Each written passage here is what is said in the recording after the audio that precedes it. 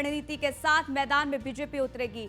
चुनाव के लिहाज से यूपी को 7 भागों में बांटेगी। सभी भागों के अलग अलग प्रभारी इसमें नियुक्त होंगे, वही वरिष्ठ पदाधिकारियों को जिम्मेदारी दी जाएगी।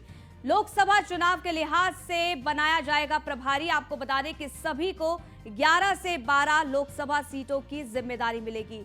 एक पर्यवेक्षक, 2 उप पर्यवेक्षक भी इसमें शामिल होंगे। पर्यवेक्षक सीधे केंद्रीय नेतृत्व को अपनी रिपोर्ट सौंपेंगे।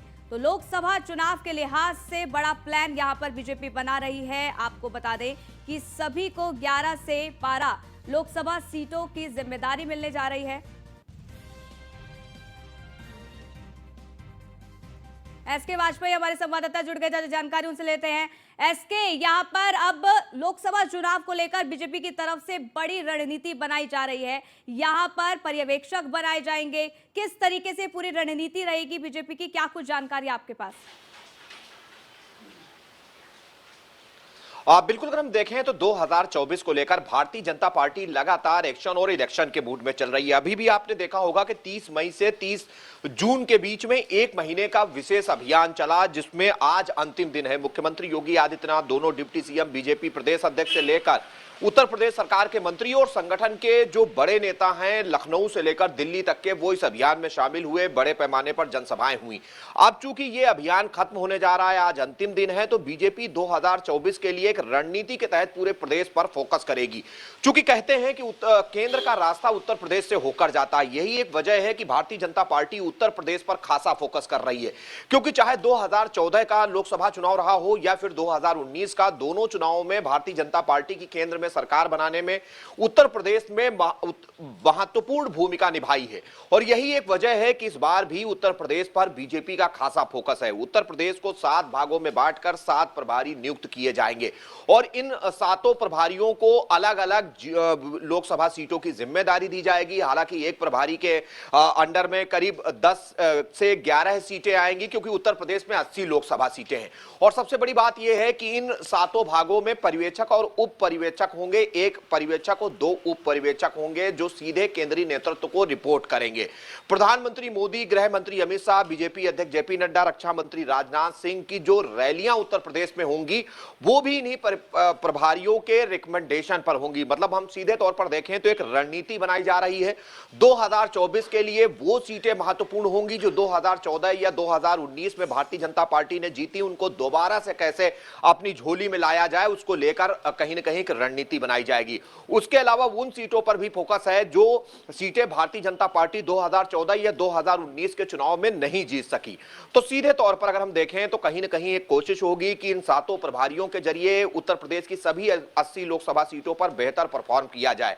केंद्रीय नेताओं के जो दौरे हैं या जो रैलियां हैं, वो इस हिसाब से लगाई जाएं कि ज्यादा से ज्यादा लोगों तक बीजेपी का मैसेज पहुंच सके। हालांकि इसका कितना फायदा होगा ये तो आने वाला वक्त बताएगा, लेकिन बीजेपी 2024 के लिए पूरी रणनीति के साथ मैदान में उतर रही है। बिल्कुल, और 14 ऐसी सीटें हैं जहां पर फोकस साफ तौर पर किया जा रहा है, क्योंकि इन 14 सीटों पर बीजेपी को हार का सामना करना पड़ा था। यहां पर जो बीजेपी का फोकस है इसके, वो 80 लोकसभा सीटों को जीतना है। अब इसके तहत लगातार आगे कर रही है, लेकिन जिस तरीके की रणनीति बीजेपी के द्वारा बनाया जा रहा है कि कितना कारगर साबित होगा, इसके बारे में कितनी उम्मीद जताई जाए और किस तरीके से ये जो प्रभारी है वो काम करते नजर आएंगे, पर्यवेक्षक किस तरीके से काम करेंगे।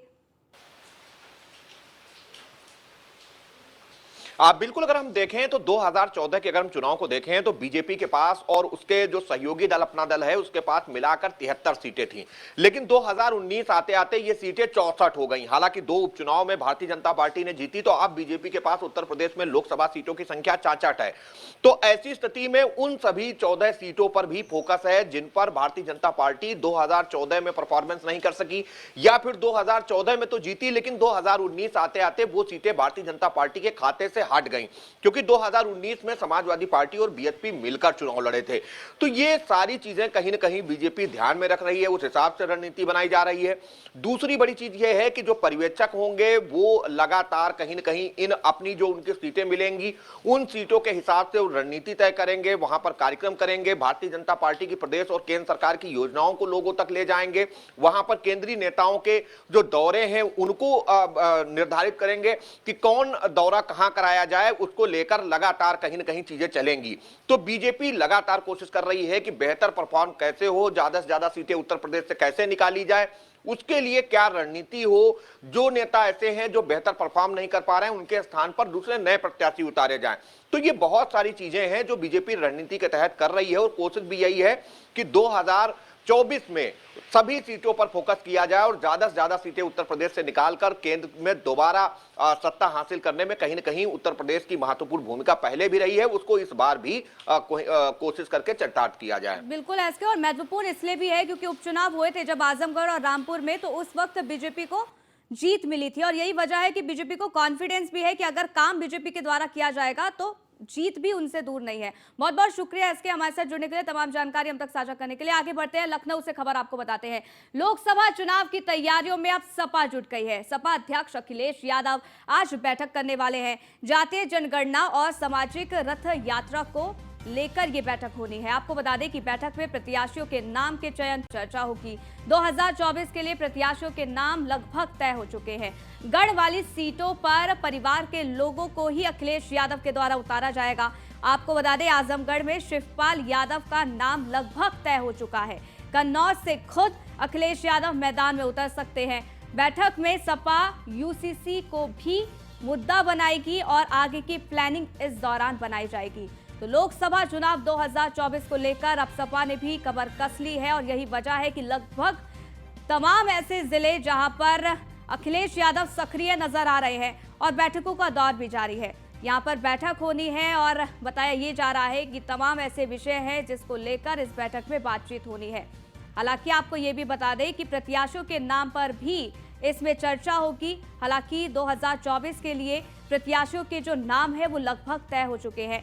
जानकारी ये भी निकलकर सामने आ रही है कि गढ़ वाली सीटों पर, यानी कि रामपुर हो गया, आजमगढ़ हो गया, कन्नौज हो गया, इन सीटों पर लगभग प्रत्याशियों के नाम तय हो चुके हैं, जहां अखिलेश यादव अपने ही परिवार के सदस्यों को उतारने वाले हैं। आजमगढ़ से शिवपाल सिंह यादव का नाम लगभग तय हो चुका है और अगर कन्नौज की बात कर ली जाए तो अखिलेश यादव खुद यहां से मैदान में उतर सकते हैं। बैठक में सपा यूसीसी को अपना मुद्दा भी बनाएगी।